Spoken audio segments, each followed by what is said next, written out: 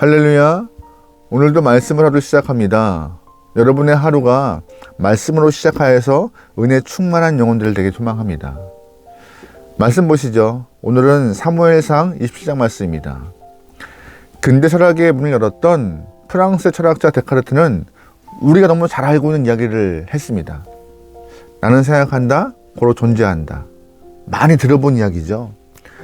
이 이야기는 지금 생각해보면 큰 의미를 둘 만한 이야기인가? 라고 의문을 갖지만 그 당시에는 굉장한 이야기였어요. 인간을 향한 새로운 발견, 새로운 시선, 또한 위대한 명제라고 부여할 만큼 데카르트의 말은 높이 평가되고 있습니다. 데카르트의 표현으로 데카르트 이전의 사람들을 좀 말해볼게요.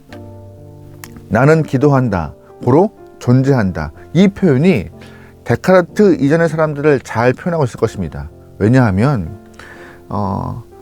하나님 중심, 말씀 중심, 신앙 중심의 삶을 살려고 애썼던 사람들이 데카르트 이전의 사람들이었고, 데카르트는 그러한 상황 가운데 인간이 종교와 신앙과 하나님이 먼저가 아니라 생각의 존재, 또한 내 자신에 대한 깨우침을 먼저 불러일으키는 그런 계몽에 대한 이야기를 선포했기 때문에 데카르트를 중심으로 많이 좀 갈리기도 했어요. 나는 기도한다, 고로 존재한다. 나는 생각한다, 고로 존재한다. 기도에서 생각의 모습으로 많이 변환되고 있던 시기였거든요. 여러분 보시기에는 어떠한 삶이 더 행복하고 좋은 결말을 얻게 되었을까요? 기도일까요? 생각일까요? 역사를 쭉 돌아보면은요, 기도에서 생각으로 바뀌고 또한 생각 중심적, 사고 중심적 삶을 살고 있는 우리의 모습이 그렇게 행복하지 않다는 것을 잘 알 수 있을 것입니다. 물론 삶은 편해지고 더 여유로워졌습니다. 그러나 진정한 평안과 위로는 경험하지 못하고 있는 것이 우리의 사고 중심적, 생각 중심적 삶이라는 것을 우리는 부인할 수 없죠. 생각과 기도는 큰 차이가 발생해요. 생각은 나 중심적, 내 생각이 우선이지만 기도는 내가 아니라 하나님 마음, 하나님의 뜻, 하나님의 의지, 하나님이 중심된 모습입니다. 오늘 본문에서 기도하지 않고 생각한 결과가 어떤 것인지 잘 드러나요. 여러분, 오늘 말씀을 통하여서 우리가 어디에 더 포커스를 두고 어디에 더 중점을 둬야 할지 잘 파악하며 깨닫고 삶으로 좀 드러낼 수 있길 소망합니다. 오늘 본문은 명확합니다. 생각의 중심의 삶이 어떠한 결과와 결말을 만들었는지에 대해서. 1절 말씀 보겠습니다. 다윗이 그 마음에 생각하기를 내가 후일에 사울의 손에 붙잡히리니 블레 사람들의 땅으로 피하여 들어가는 것이 좋으리로다. 사울이 이스라엘 온 영토 내에서 다시 나를 찾다가 단념하리니 내가 그의 손에서 벗어나리라 하고. 아멘. 1절 말씀에 다윗이 생각을 시작합니다. 생각이 많아진 것이에요. 그런데 잘 보시면 생각이 많아지다 보니 또 뭐가 생겨요? 두려움이요. 언제까지 도망다녀야 하지? 언제까지 도피 생활을 이어가야 하지? 내가 계속 도피 생활을 하다 보면 결국 사울에게 붙잡혀서 내 삶은 참 쉽지 않을 거야 라고 생각을 통한 두려움으로 삶이 확장되는 것을 볼 수 있어요. 그런데 다윗이 이렇게 갑자기 생각이 많아진 이유가 뭘까요? 첫 번째, 사무엘상 25장에서 다윗이 의지하고 자신을 중보하며 지지했던 사무엘이 죽고 난 이후에 그의 마음은 많이 흔들립니다. 그 전까지 자신의 기름 부음을 확증할 만한 증인은 사무엘이었어요. 사무엘이 앞에 나와서 내가 다윗에게 기름 부었고 하나님의 음성을 들어서 사울 이후 두 번째 왕으로 하나님이 점 찍었다라고 증언할 만한 사람은 유일하게 사무엘이었습니다. 그런데 사무엘의 죽음으로 인하여서 다윗은 자신이 왕이 될 기회가 거의 없다라고 평가한 거예요. 그러다 보니 조급해지고 두렵고 겁이 나기 시작했던 것입니다. 두 번째, 다윗의 삶에서 생각이 많아진 이유가 가족이 많이 생겨서였어요. 가족이요. 첫 번째 부인 미갈은 다윗이 사울 궁을 빠져나올 때 사울 궁에 그냥 두고 나왔어요. 사울 딸이기 때문에. 그런데 그 이후 사울은 다윗의 부인이었고 자신의 딸이었던 미갈을 다른 남자에게 씹어내버립니다. 졸지에 부인을 잃어버렸죠. 그 이후 다윗은 홀로 도피 생활을 하다가 26장에서 아비가일을 부인으로 맞이하였고, 그 이후에도 아히노임을 부인으로 맞이해서 아들들도 많이 얻게 되는 일이 있었습니다. 그뿐인가요? 아내뿐만 아니라 다윗과 함께했던 600명의 사람들이 존재했어요. 생각보다 큰 공동체를 이끌고 있었기 때문에 빨리 자리를 잡아야 한다는 마음이 좀 조급했습니다. 그래서 고민하고 생각하고 재고 따지고 하는 일이 다윗의 삶에 많이 보여지는 시기였던 것이죠. 그때 다윗은 마음에 방법을 찾은 것 같아요. 생각을 통하여서 답을 얻은 것 같아요. 그 답이 뭐예요? 2절 말씀입니다. 다윗이 일어나 함께 있는 사람 600명과 더불어 가드왕 마옥의 아들 아기스에게로 건너가니라. 아멘. 무슨 말이에요? 다윗이 정착하고자 블레셋 땅으로 들어간 것입니다. 당시 블레셋은 조금 독특한 정치적 모습을 갖고 있었는데, 하나의 연합체를 이루지만 그 밑에 5개의 부족부가 있었습니다. 각 부족마다 왕을 갖고 있었어요. 다윗은 그 중에도 가드족 속에 들어가서 아기스에게 자신의 삶을 의탁했던 것입니다. 쉽게 말해서 정치적 만명이었죠.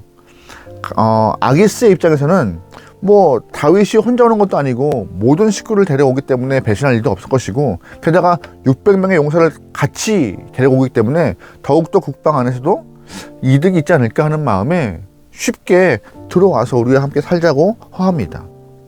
잘 보시면 다윗은 생각이 많아졌어요. 생각한 결과 자기는 자신의 삶을 위하여서, 또한 가치 있는 영혼들의 안위를 위하여서 블레셋으로 넘어갔습니다. 그 결과 4절 말씀에 다윗이 가드에 도망한 것을 어떤 사람이 사울에게 전하매 사울이 다시는 그를 수색하지 아니하니라. 아멘. 다윗의 생각을 통하여서 얻은 결과가 어떻게 된 거예요? 사울이 추격을 멈춘 것입니다. 멋졌죠? 생각 끝에 결과는 사울의 추격을 멈추었다. 가족들이 모두가 다 안전하게 둥지를 틀 수 있는 상황이었습니다. 생각을 잘한 것 같아요. 묘수였던 것 같아요. 다윗이 계속 이스라엘 땅에서 피난 가지 않고 블레셋 땅으로 넘어온 것 굉장히 멋진 생각이었던 것 같아요. 다윗은 많은 자신의 식구들과 함께 블레셋 땅에서 대략 16개월 정도 생활을 해요. 그러다 보니 문제가 생겨요. 어떤 문제냐? 가드왕 아기스에게 무엇인가 도움이 좀 돼야 하는데, 소위 말해서 눈칫밥을 좀 먹고 있는 것이죠. 내가 좀 뭔가 할 것이 없는 건가? 근데 다윗이 할 수 있는 것이라고는 칼을 쓰거나 목축을 하는 것밖에 없기 때문에 칼을 쓰기 시작했습니다. 다시 말해서 다윗은 자신의 일행들과 함께 기타 주변의 여러 민족들을 침략하여서 약탈하기 시작해요. 8절부터 9절 말씀입니다. 다윗과 그의 사람들이 올라가서 구술 사람과 기르스 사람과 암멜렉 사람을 침노하였으니 그들은 예적부터 술과 애굽 땅으로 지나가는 지방의 주민이라. 다윗이 그 땅을 쳐서 남녀를 살려두지 아니하고 양과 소와 나귀와 낙타와 의복을 빼앗아 가지고 들어와 아기스에게 이르매. 아멘. 잘 보시면 다윗이 주변 기타 민족을 침략해요. 또한 거기에서 많은 사람을 다 죽이고 전리품들을 가져옵니다. 전리품은 근데 아기스에게 진상으로 바쳐요. 근데 왜 다윗은 이 부분에서 소와 양과 염소와 나귀와 낙타와 의복들은 다 뺏어서 아기스에게 주었지만 정작 사람들은 노예로 끌고 와서 아기스에게 주지 않았을까요? 다 그냥 왜 그 자리에서 진멸했을까요? 10절 말씀에 아기스가 이르되 너희가 오늘 누구를 침노하였느냐 하니 다윗이 이르되 유다 네겝과 여라무엘 사람의 네겝과 겐 사람의 네겝이니라 하였더라. 아멘. 무슨 말이에요? 다윗은 밥값을 하기 위하여서 다른 민족을 침략했는데 가드왕 아기스의 마음을 얻기 위하여서 이스라엘 민족 유다 땅을 침략했다고 거짓말한 거예요. 지금 8절과 9절 말씀에 그술, 기릇, 아멜렉을 침략해놓고 10절 말씀에는 유다 네겝을 침략했다라고 거짓말한 것이죠. 다윗 자신은 일단 눈칫밥을 먹고 있기 때문에 아기스에게 도움을 주려고 침략을 합니다. 하지만 자기 동족의 물건을 빼앗을 수 없기 때문에 다른 민족들을 향하여서 침략을 하고 뺏어온 거예요.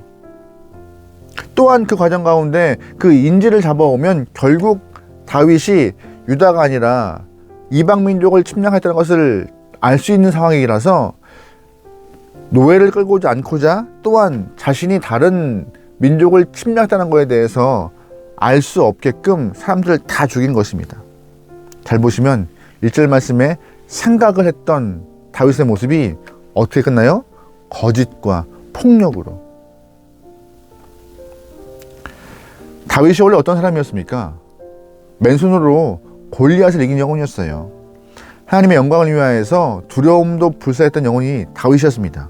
그런데 기도가 배제가 되고 생각이 많아질수록 또한 그 생각을 통하여서 두려움이 쌓일수록 결국 다윗은 거짓을, 폭력을 정당화하는 모습밖에 보이지 않고 있는 것이 오늘 본문의 다윗의 모습입니다. 우리가 세상에 있는 사람들과 좀 극명하게 차별화될 수 있는 것은 무엇일까요? 우리가 물질로 그들과 경쟁해서 이길 수 없습니다. 또한 건강으로요, 큰 차별을 못 느껴요. 오히려 우리가 안 믿는 사람과의 큰 차이는 생각이 아니라 바로 기도가 우리의 삶을 다르게 이끌어가는 것입니다. 기도가요. 생각을 통하여서는 세상의 권세 있는 영혼들을 잡을 수 없고 그들을 이길 수 없습니다. 하지만 기도는요, 내가 움직이는 것이 아니라 하나님이 일하시기 때문에 모든 결과가 다 열려 있어요. 가능한 것이에요. 그래서 여러분 삶에서 생각의 중심이었던 다윗처럼 갑자기 두려움이 쌓이고 거짓말할 수밖에 없는 영혼으로 변해버리는 것이 아니라 오히려 기도로 무장하여서 하나님의 뜻을 구하고 마음을 체험하여 능력의 결말을 좀 소망합니다. 능력의 결과가 우리의 삶에 임하기를 꿈꾸길 소망해요. 우리의 삶은 연약하지만 기도로 무장한 영혼의 삶은 연약하지 않습니다. 결코 약하지 않아요. 왜요? 하나님 때문에. 기도는 하나님의 능력을 꾸어오는, 하나님의 임재함을 경험하는, 하나님의 동행하심을 확인할 수 있는 좋은 방편입니다. 생각을 아무리 많이 해도 내 안에 뜨거움은 발생하지 않아요.